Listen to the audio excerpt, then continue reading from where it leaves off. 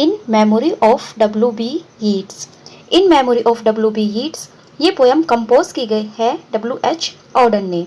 W.H. Orton जिनका जन्म हुआ था 1907 ईस्वी में और जिनकी डेथ हुई थी 1973 ईस्वी में। ये एक एलिजी है written on the death of W.B. Yeats. ये W.B. यीट्स की जब डेथ हो गई थी तो उनके ऊपर लिखी गई एक एलिजी है, उनकी मेमोरी में लिखी गई एक एलिजी है। ये पोयम लिखी गई थी 1939 में और ये 3 पार्ट में डिवाइडेड है, जिसमें पार्ट 1 में W.H. ऑर्डन डिस्कस करते हैं W.B. यीट्स की डेथ का, जो कि सर्दी में हुई थी। जनवरी 1939 में जो है वो W.B. यीट्स की डेथ हुई थी, तो उस दिन बहुत ज़्यादा ठंड पड़ रही थी। और जो पार्ट 2 है उसमें वो यीट्स को एड्रेस करते हैं, यीट्स से बातें करते हैं और उसको उनको सिली लाइक अस बोलते हैं। और लास्ट का जो पार्ट है उसमें जो पोइट है W.B. यीट्स वो अर्थ से कहते हैं कि to receive Yeats as an honoured guest, यानी कि वो यीट्स को एक इस तरह से रिसीव करे जैसे कि वो किसी ऑनर्ड गेस्ट को रिसीव कर रही हो। ये जो पोयम थी ये पब्लिश हुई थी 1940 में first time in the collection of poems another time. Another time जो इनकी पोएम का कलेक्शन था उसमें ये पब्लिश हुई थी इन 1940 में। First paragraph of the poem, he disappeared in the dead of winter. यहाँ पर ऑर्डन सर बोलते हैं कि वह डिसअपियर हो गया, गायब हो गया in the dead of winter, इस बहुत ज़्यादा सर्दी में, इस कपा देने वाली सर्दी में वह हमें छोड़कर चले गए। The brooks were frozen, brooks यानी कि झरने, जो झरने थे वो भी फ्रोजन हो गए हैं, वो भी जम गए हैं। द एयरपोर्ट ऑलमोस्ट डेजर्टेड, और जो एयरपोर्ट्स है वो भी लगभग डेजर्ट हो गए हैं, यानी कि वहाँ पर कोई भी व्यक्ति नहीं है। सर्दी इतनी ज़्यादा है कि सब लोग अपने घर पर ही बैठे हुए हैं, झरने भी जम गए हैं और इतनी सर्दी में वो हमें छोड़कर चले गए हैं, डिसअपियर हो गए हैं। And snow disfigured the public statues, और जो स्नो है बर्फ होपारी हो रही है, वो जो पब्लिक स्टैचूज खड़े हुए हैं उन पर गिर रही है, तो उस बर्फ ने, उस स्नो ने उसको डिसफिगर कर दिया है। इसका मतलब ये है कि इतनी ज़्यादा बर्फबारी हो रही है कि जो पब्लिक स्टैचू थे उनका भी फिगर जो है वो बिल्कुल बदल गया है, वो पहचान में नहीं आ रहे हैं। The mercury sank in the mouth of the dying day, और जो मर्क्यूरी है, मर्क्यूरी यानी कि जो तापमान नापता है, जो तापमान नापने वाला यंत्र है वो भी बिल्कुल नीचे लुढ़क गया है। सर्दी इतनी ज़्यादा है कि उसने भी काम करना बंद कर दिया है। What instruments we have agree, और हम जिन भी इंस्ट्रूमेंट्स पर एग्री कर सकते हो, हम जिन भी इंस्ट्रूमेंट्स को सच मान सकते हो, the day of his death was a dark cold day, तो वो सब यही बताते हैं कि जिस दिन W.B. यीट्स की मृत्यु हुई थी उस दिन बहुत ही ज़्यादा काला और ठंडा दिन था। वो डार्क डे इसलिए था क्योंकि उस दिन इतना महान पोइट इस दुनिया से चला गया था, और वो बहुत ही ज़्यादा कोल्ड डे था क्योंकि जनवरी का महीना था, तो जनवरी के महीने में बहुत ज़्यादा सर्दी पड़ती है, तो वो एक डार्क कोल्ड डे को हमें छोड़कर चले गए। अब वो आगे बोलते हैं, फार फ्रॉम हिज इलनेस, कि वो बीमार थे लेकिन उनकी बीमारी से भी दूर। इसका मतलब ये है, वो यहाँ पर कहना चाहते हैं कि W.B. यीट्स बीमार थे लेकिन इस बात से प्रकृति को कोई फर्क नहीं पड़ता था, नेचर का जो काम था वो हो रहा था, कोई काम नहीं रुका था। तो वो बोलते हैं कि the wolves ran on through the evergreen forest, जो वोल्व्स थे, भेड़िए थे या जो और एनिमल्स थे वो इस एवरग्रीन फॉरेस्ट में दौड़ रहे थे, उन्हें कोई फर्क ही नहीं पड़ रहा था। The peasant river was untempted by the fashionable quays, और जो पीजेंट रिवर थी, जो नदियाँ थी, वो अपनी ही टेम्पटेशन में बहती जा रही थी, अपनी धारा में वो बहती जा रही थी और उसको कोई भी टेम्पर नहीं कर सकता था। इसका मतलब कि उसको कोई भी रोक नहीं सकता था, वो बह रही थी। By mourning tongues the death of the poet was kept from his poems, जो पोइट थे उनकी डेथ हो गई है, वो चले गए हैं, लेकिन जो उनकी पोएम्स हैं, फ्रॉम हिज पोएम्स, यानी कि उनकी डेथ जो है उनकी पोएम से दूर ही है, क्योंकि उनकी पोएम कभी नहीं मरेंगी। पोइट चले गए हैं, पोइट की डेथ हो गई है, लेकिन उनकी पोएम की डेथ कभी नहीं हो सकती। उनकी जो पोएम्स हैं वो हमेशा इस संसार में रहेंगी, तो इसलिए वो बोलते हैं कि जो पोइट की डेथ है वो उनकी पोएम से दूर ही है। But for him it was his last afternoon as himself. अब वो बोलते हैं कि जो आफ्टरनून थी, वो जो दोपहर थी, वो उनके लिए आखिरी दोपहर थी। And afternoon of nurses and rumours, उस दोपहर में जो वो बीमार थे तो उनके आसपास जो है वो नर्सें घूम रही थी, एंड र्यूमर्स, और कुछ अफवाहें भी फैल रही थी कि W.B. यीट्स बीमार है या वो उनकी डेथ हो गई है, इस तरह की अफवाहें भी जो है फैल रही थी। The provinces of his body revolted, यहाँ पर जो प्रोवेंसेस का मतलब है वो राज्यों से होता है, तो यहाँ पर जो उनकी बॉडी को एक साम्राज्य माना गया है, तो जैसे कि एक साम्राज्य होता है और उसके जो छोटे छोटे राज्य होते हैं, अगर वो विद्रोह कर देते हैं, तो उसी तरह यहाँ पर कहा गया है कि जो उनकी बॉडी थी, जो उनके शरीर थे, उनके सभी अंगों ने विद्रोह कर दिया था, उनके सभी अंगों ने काम करना बंद कर दिया था। The square of his minds were empty, और जो उनके दिमाग का, जो उनके माइंड का स्क्वायर था, जो उनके माइंड का एरिया था, वो भी बिल्कुल खाली हो चुका था, यानी कि वो दिमाग से भी सुन्न हो चुके थे। साइलेंस इन्वेडेड द सबर्ब्स, और जो शांति है, साइलेंस है, वो उनके अंदर प्रवेश कर गई थी, यानी कि वो बिल्कुल शांत हो गए थे। The current of his feelings failed, और जो उनकी फीलिंग्स थी, जो उनकी भावनाएं थी, वो भी फेल हो गई थी, यानी कि अब उन्हें कोई कुछ भी फील नहीं हो रहा था, वो बिल्कुल अनकॉन्शियस हो गए थे, उन्हें कुछ भी सेंस नहीं रही थी। ही बिकेम हिज एडमायर्स, और अब वो केवल अपने एडमायर्स बनकर रह गए हैं। इसका मतलब ये है कि अब वो इस दुनिया से तो चले गए हैं, लेकिन अब हम उन्हें उनके एडमायर्स में पा सकते हैं। जो उनके एडमायर्स हैं, जो उनकी पोयम पढ़ते हैं, तो अब हम W.B. यीट्स को केवल उनकी पोएम्स में ही हम देख सकते हैं। जो उनके एडमायर्स हैं, हम उन्हीं में ही W.B. यीट्स को देख सकते हैं, वो हमारी नज़रों से चले गए हैं। नाउ अब he is scattered among A 100 cities, अब वो क्या है, वो फैल गए हैं अमोंग ए 100 सिटीज, सैकड़ों शहरों में। And wholly given over to unfamiliar affection, और जो अनफेमिलियर अफेक्शंस है, यानी कि जो लोग W.B. यीट्स को नहीं भी जानते, वो भी जो उनकी पोएम्स को पढ़ते हैं, तो वो उनके प्रति उनके एक अफेक्शन पैदा हो जाता है, एक लगाव हो जाता है। तो यहाँ पर उनसे मतलब है कि वो तो मर गए हैं, W.B. यीट्स तो चले गए हैं, लेकिन जो उनकी पोइट्री है, जो उनकी पोएम्स है, वो हजारों सैकड़ों शहरों में जो है वो पढ़ी जाएगी, लोग उन्हें पढ़ेंगे और उनके प्रति एक उन्हें अफेक्शन होगा। हालांकि वो W.B. यीट्स को नहीं जानते होंगे, लेकिन फिर भी एक अनफेमिलियर अफेक्शन वो महसूस करेंगे उनकी पोएम्स को पढ़कर। To find his happiness in another kind of wood and be punished under a foreign code of consciousness, to find his happiness, और उन्हें खुशी महसूस होगी in another kind of wood, जब वो उनके पोएम्स पढ़ेंगे तो उन्हें कुछ खुशी भी महसूस होगी, एंड बी पनिश्ड, और उन्हें कुछ पनिशमेंट भी मिलेगी। इसका मतलब यह है कि under a foreign code of consciousness, क्योंकि जो लोग हैं वो उनकी पोएट्री को पढ़ेंगे तो वो अपने हिसाब से उसका मीनिंग निकालेंगे। कुछ लोग किसी लाइन का मीनिंग कुछ बताएंगे और कुछ लोग किसी लाइन का मीनिंग कुछ बताएंगे, तो ये उनके लिए एक पनिशमेंट होगा। क्योंकि W.B. यीट्स अपनी पोएट्री से क्या कहना चाहते थे, वो तो सिर्फ वो ही जानते हैं। जो और लोग उनकी पोएम पढ़ेंगे तो वो एक अपना अपना मतलब निकालेंगे, अपना अपना मीनिंग जो है उनकी पोएम का निकालेंगे, तो ये शायद उनके लिए एक पनिशमेंट जैसा भी होगा। क्योंकि the words of a dead man are modified in the words of the living, क्योंकि जो व्यक्ति मर चुका है, जो डेड हो चुका है, उनके जो वर्ड्स हैं, उनके जो लिखे गए शब्द हैं, वो मॉडिफाई किए जाएंगे in the guts of the living, उन व्यक्तियों के द्वारा जो कि जीवित है। उन मरे हुए व्यक्तियों के जो वर्ड्स है, जो W.B. यीट्स के जो पोएम्स हैं, उनको जो जीवित व्यक्ति पढ़ेंगे वो उनको मॉडिफाई करेंगे, अपने तरीके से वो उनको पढ़ेंगे, अपने तरीके से उनके शब्दों को चेंज करेंगे।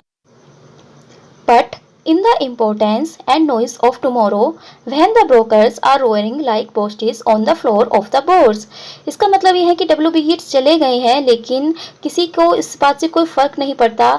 जो रोजमर्रा के कार्य है वो चल रहे हैं। जो ब्रोकर्स हैं, ब्रोकर्स यानी कि जो दलाल हैं, वो स्टॉक मार्केट के बाहर, बोर्ड जो स्टॉक एक्सचेंज ऑफिस होता है, उनके बाहर ऐसे दहाड़ रहे हैं, ऐसे चिल्ला रहे हैं जैसे कि कोई जानवर हो। यानी कि जो दलाल है वो स्टॉक एक्सचेंज के बाहर अपना कार्य कर रहे हैं, चिल्ला चिल्ला कर बोल रहे हैं।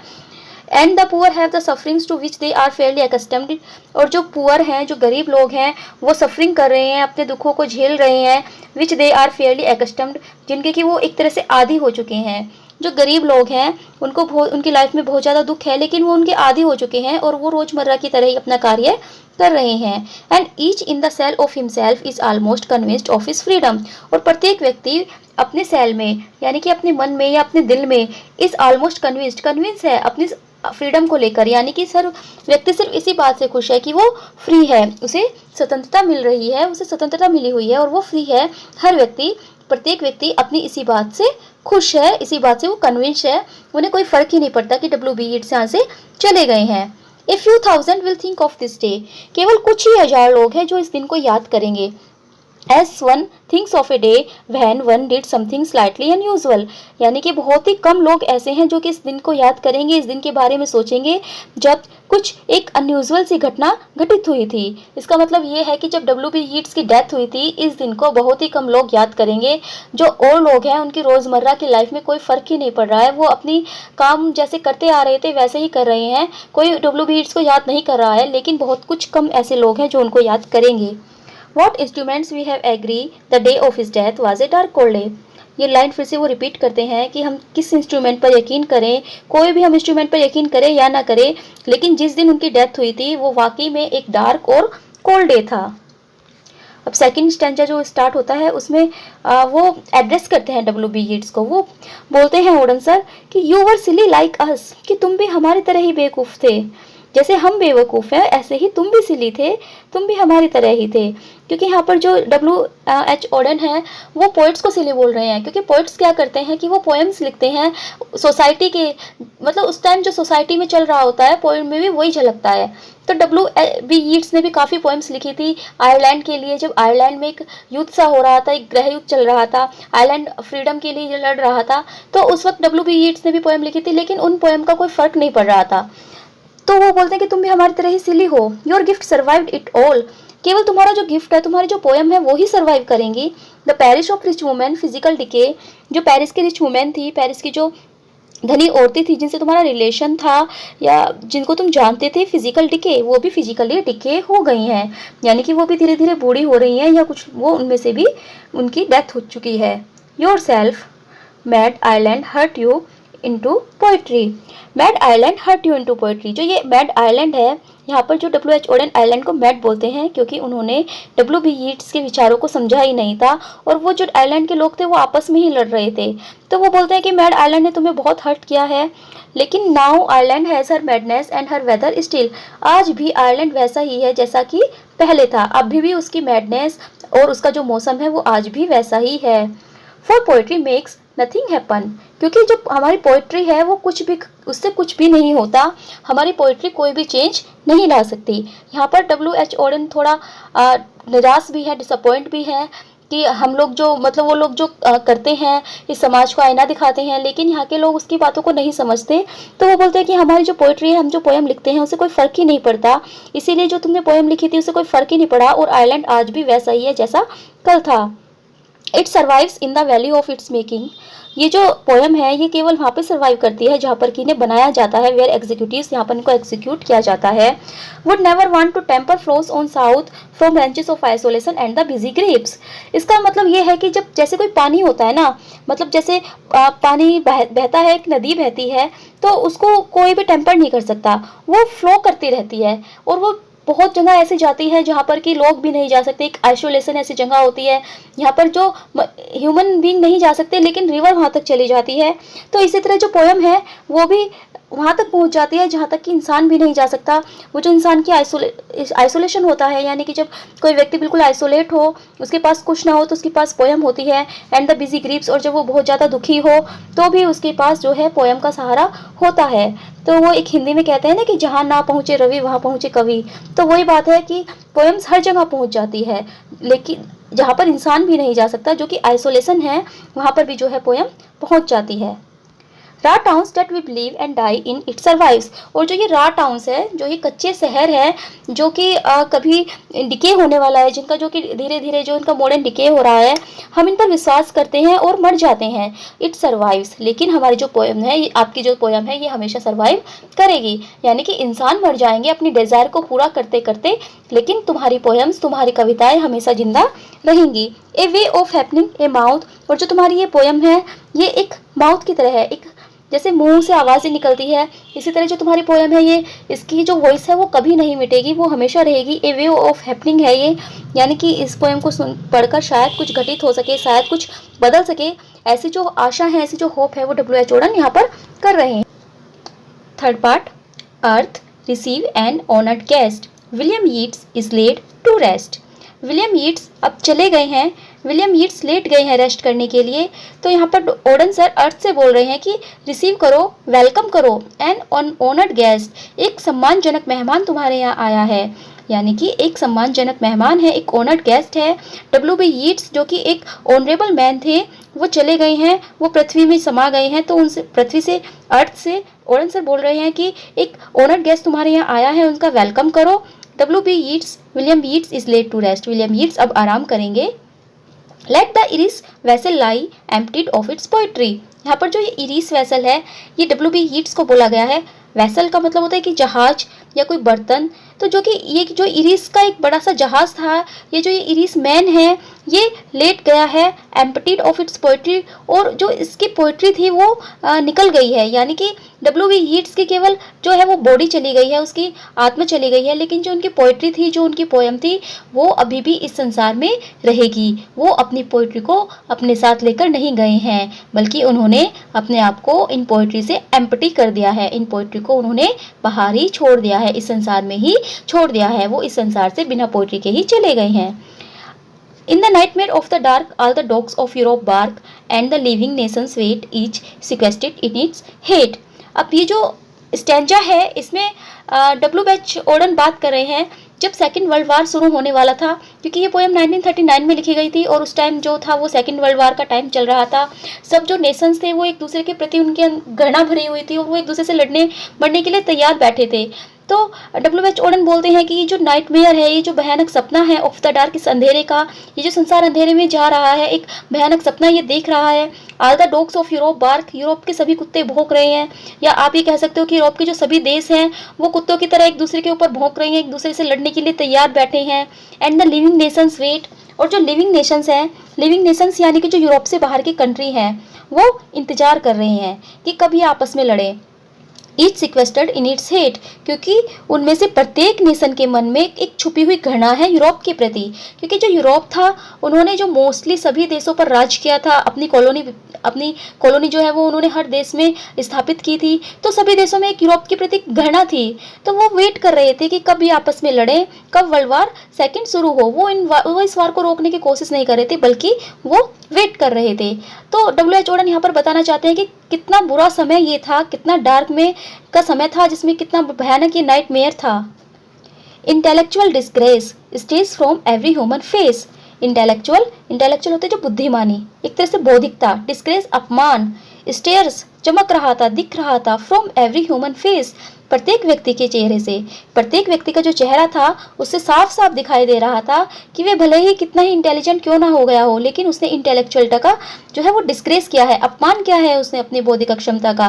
क्योंकि उसने अपनी जो इंटेलिजिटी है, वो जो उनका इंटेलिजेंट जो बंदा था, उसने अपनी जो भी बुद्धिमानी थी उसमें किसी भी अच्छे कार्य में नहीं लगाई, बल्कि एक दूसरे के ऊपर लांछन लगाने में, एक दूसरे से लड़ने में लगा दी है। तो ये उसका एक तरह से डिस्ग्रेस है, अपमान है, और ये हर व्यक्ति के चेहरे से झलक रहा है।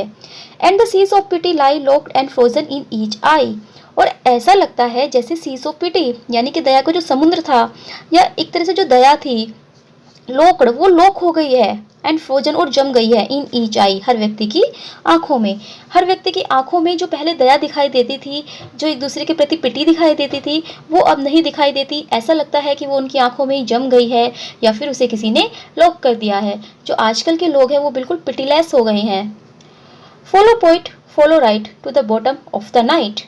अब यहाँ पर W.H. ऑर्डन बोलते हैं कि जो ये रात है इसका बॉटम आ गया है, यानी कि हम बिल्कुल गहरी रात में एक तरह से चले गए हैं, और अगर हमें यहाँ से बाहर निकलना है, जो ये समय है ये बहुत ज़्यादा बुरा समय आ गया है, हम बिल्कुल इसमें धंसते चले जा रहे हैं, और अगर हमें यहाँ से बाहर निकलना है तो हमें अच्छे जो सही है उसको रास्ते को देखना होगा। और वो सही रास्ता कौन दे सकता है? वो केवल एक पोइट दे सकता है, W.B. यीट्स दे सकते हैं, क्योंकि W.B. यीट्स ने बहुत सारी पोएम जो है वो आयरलैंड के लिए लिखी थी, आयरलैंड के लोगों के लिए लिखी थी, ताकि वो एक दूसरे से लड़ना बंद कर दें। तो केवल पोइट ही है जिसका हम फॉलो करके हम सही रास्ता देख सकते हैं, सही रास्ते पर चल सकते हैं, और हम इस नाइट से, इस अंधकार से, इस नाइटमेयर से बाहर आ सकते हैं। विथ योर अनकंस्ट्रेंटेड वॉइस, क्योंकि जो तुम्हारी ये असीमित आवाज़ है जिसकी कोई लिमिट ही नहीं है, जो अनलिमिटेड है, स्टिल प्रोस्यूड अस, ये आज भी हमें प्रेरित करती है, आज भी हमसे कहती है टू रिजॉइस, कि हम खुश रहें, हम खुशी को प्राप्त करें, हम किसी खुशी को ढूंढें, ना कि एक दूसरे से आपस में लड़े। तुम्हारी जो आवाज़ है, जो तुम्हारी पोइट्री है, वो आज भी हमें खुश रहने के लिए प्रेरित कर रही है। With the farming of a words make a vineyard of the curse. तुमने जो है फार्मिंग की है वर्ड्स की, यानी कि तुमने कविता की है, जो तुमने कविता लिखी है उससे तुमने एक वाइनयार्ड बना दिया है ऑफ द कर्स, कर्स का। क्योंकि जो पोइट होता है वो जितनी भी सोसाइटी की जो बुराई होती है, जो उस टाइम जो चल रहा होता है, उन सबको वो अपनी कविता में रख देता है।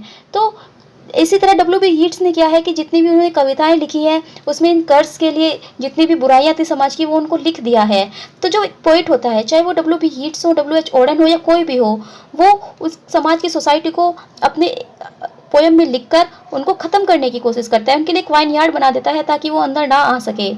सिंग of human unsuccess in a rapture of distress. और वो क्या करते हैं, पोइट जो होते हैं वो ह्यूमन अनसक्सेस को, यानी कि जो मानव की असफलता है, भले ही जो ह्यूमन बीइंग है वो अपने आप को भले ही सक्सेसफुल मान रहा हो, लेकिन अगर उसके अंदर ह्यूमनिज्म ही नहीं है तो फिर वो सक्सेसफुल है ही नहीं, वो तो फिर अनसक्सेसफुल है। ऐसे सक्सेस का क्या फ़ायदा जो आपस में ही लड़ रहे हैं, देश आपस में लड़ने के लिए तैयार बैठे हैं, एक दूसरे को मारने के लिए तैयार बैठे हैं, तो इस सक्सेस का कोई फ़ायदा ही नहीं है। तो जो पोयम है, जो पोइट है, वो ह्यूमन की अनसक्सेस को गाता है, ह्यूमन की अनसक्सेस को बताता है, उसे उसका असली चेहरा दिखाता है इन ए रैप्चर ऑफ डिस्ट्रेस। और जो वो डिस्ट्रेस होते हैं, यानी कि जो मनुष्य आजकल डिस्ट्रेस हो चुके हैं, उनको वो दिखाता है, उनकी डिस्ट्रेस को दिखाता है, उनकी अनसक्सेस को दिखाता है, उनको एक तरह से आईना दिखाता है, उन्हें उनका असली चेहरा दिखाता है कि वो सक्सेस नहीं है बल्कि वो अभी भी अनसक्सेस है।